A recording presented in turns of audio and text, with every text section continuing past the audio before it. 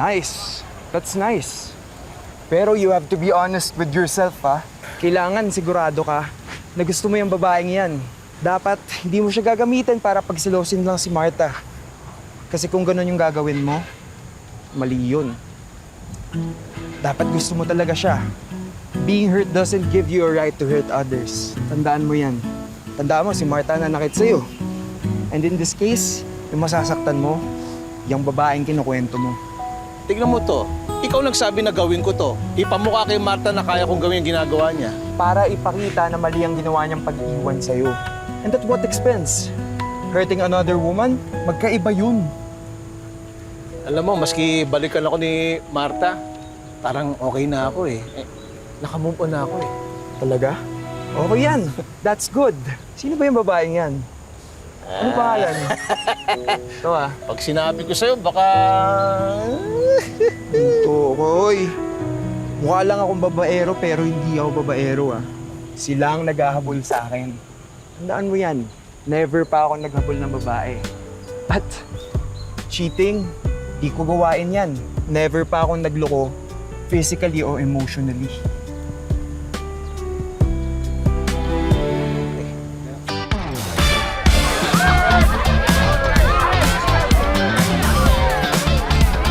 Tara. Tingnan na tayo.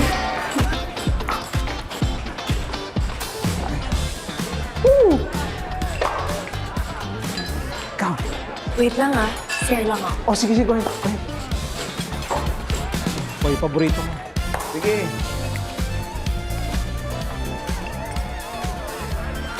Oh, where's she? Sino? Di yung babae yung sinasabi mo. Hindi dumating eh. Oh, careful ah. Lagi mong tandaan yung sinasabi ko sa'yo. Huwag ka mag-alala. Okay na ako. Naka-move on na ako. Tsaka, salamat sa tulong mo ah. Paano? Professional fee ko ha? As a life coach, di ako tumatanggap ng salamat lang. Ah, ganun ba? Salamat ah. Uy! Dil! Teka, Sige.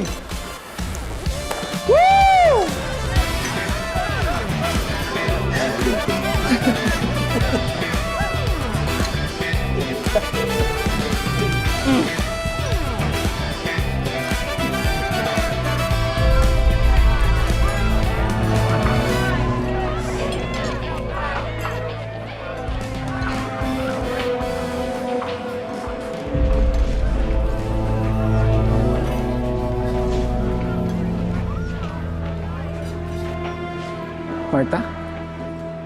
You look so Good? different. Bakit ka nandito? Rene, I'm sorry. Nagsisisi ako sa ginawa ko sa'yo. And seeing you now, na-realize ko na hindi kita dapat iniwan.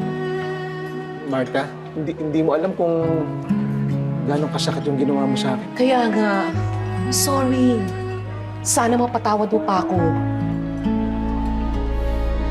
Martha, mahal ko. Rene? Ashley, I'm assuming she's your wife. Oo nga. Rene, sino ba to? Martha Ashley, si wife ko si Martha. Martha si Ashley, friend ko. Friends na lang. Okay, gets. After everything that happened, we've shared. Yup, friends na lang.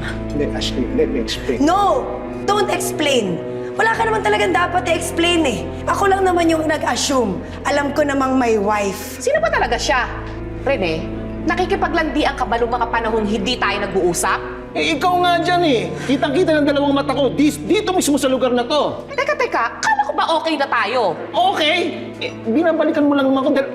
Dahil better na ako eh. Si Ashley yung sumunod sa akin, wala ka. Huwag mo akong dinadamay dyan, Rene. Because clearly, you can't make up your mind. And most of all, alam mo naman noon na nasaktan na ako dahil ginawa lang din akong rebound. So may relasyon nga kayo. Rene, oo, pumupunta ako dito just to have fun. Pero hindi ako nakikipagrelasyon kahit kanino dahil mag-asawa pa tayo. Marta, wala kaming relasyon ni Ashley. Yeah, right. At yan ang tinuro ko sa iyo, Rene, ang huwag makipagrelasyon. I told you to be honest. At huwag manakit ng kahit na sino. Oy, Jay, huwag ka mangingilam dito, ah. Siguro kaya mo ako pinapunta dito para makita ko silang dalawa, no? Ano?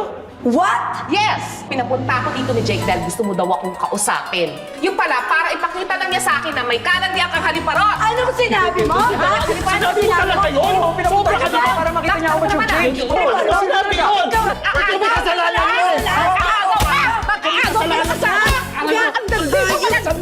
Sino ba? Huwag ka sa akin masawa! Wala na! Ikaw yun! Ikaw yun! Ikaw yun! Ikaw yun!